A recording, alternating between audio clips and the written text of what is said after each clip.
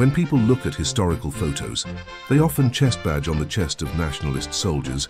However, due to the poor quality of these old photos, many are unsure of what is written on them. These chest badges contain personal information about the soldiers and were used for identification and anti-counterfeiting purposes, officially called badges tag. They are commonly referred to as chest badges.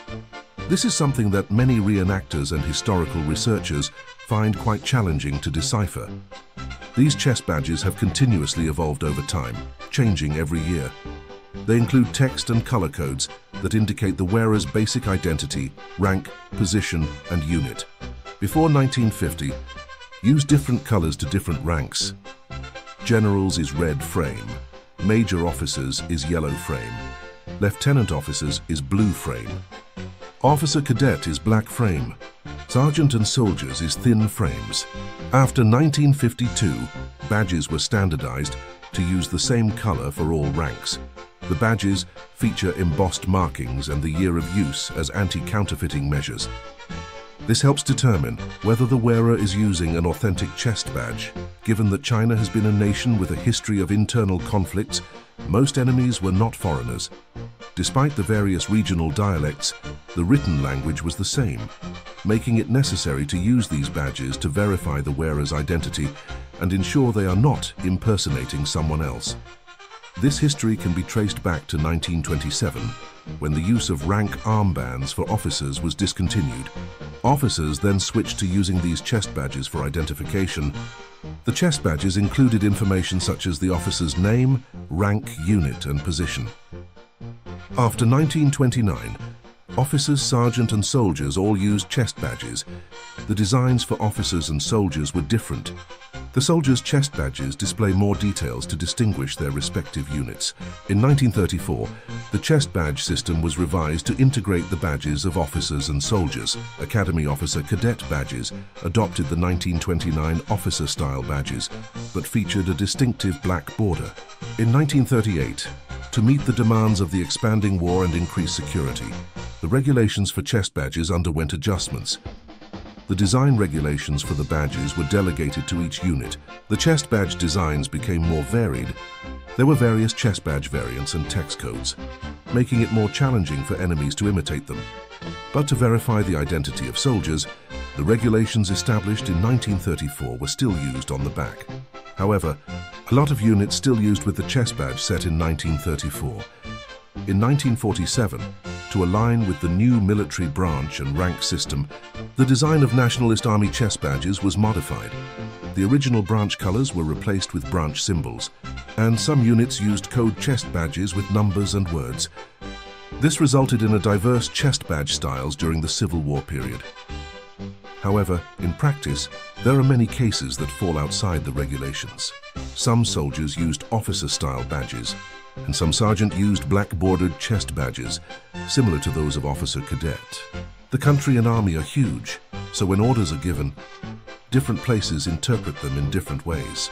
The rules will change depending on the situations faced by different units. In the relocating to Taiwan, the size of the chest badges is getting smaller and smaller. Around 1950 to 1952, many units are using smaller rectangular chest badges and no longer follow the old regulations. They keep the code, name, and year of issue on the front of the chest badge. However, during this period, the chest badge format isn't unified. Each unit decides based on their preference. In 1952, they were standardized to use number codes, with all personnel using a unified style. Military academy badges continue to use a textual format. In 1957, a metal frame was added to the badges. After 1959, the badges evolved into name badges and name tag on uniforms. The badge was moved to the pocket flap and became known as the ID card. This card was renewed annually and featured the unit code, logo, year, and photo on the front, while the back included the name, unit, and blood type. The colors varied: yellow, red, blue, green, depending on the unit's regulations, primarily to identify different service types and statuses, such as officers, volunteers, conscripts, and officer cadet.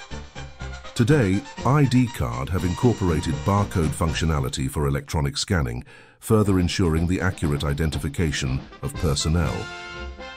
Besides the Army, were also used by the Navy, Air Force and the anti-communist National Salvation Army, all adopting chest badges. Since the 1930s, the Air Force had been using chest badges. Before 1946, Sergeant wore triangular badges, but after that, they switched to rectangular. In 1948, Air Force Sergeant and cadets began using metal badges, which became fully standardized in the 1950s. From 1930 to 1955, Air Force soldiers consistently used rectangular chest badges. Navy, from 1949 to the early 1950s, soldiers wore chest badges, but senior sergeants and officers did not, and the usage period was quite short. The Communist forces also used badges, primarily on uniforms from 1949 to 1955. Today, elementary school students' uniforms include similar student number badges, a continuation of the chest badges tradition from the Army uniforms. From the past to the present, if you lose your ID card or chest badge, what should you do? Has always resulted in disciplinary action. Each era had different methods of punishment. Penalties could include fines, demerits, and even corporal punishment and disciplinary confinement. There are still penalties like writing a 500-word report or being grounded. I once lost my ID card during my service. Losing an ID card or badge was considered a serious offense, as it could easily be picked up and used by enemy forces like the Communist Army or warlords for impersonation. After each battle, unit clerks would often replace the badges, or they would be regularly updated every 6 months or annually. This is why historical badges often have markings indicating the specific year of use, such as Republic of China 20-year used,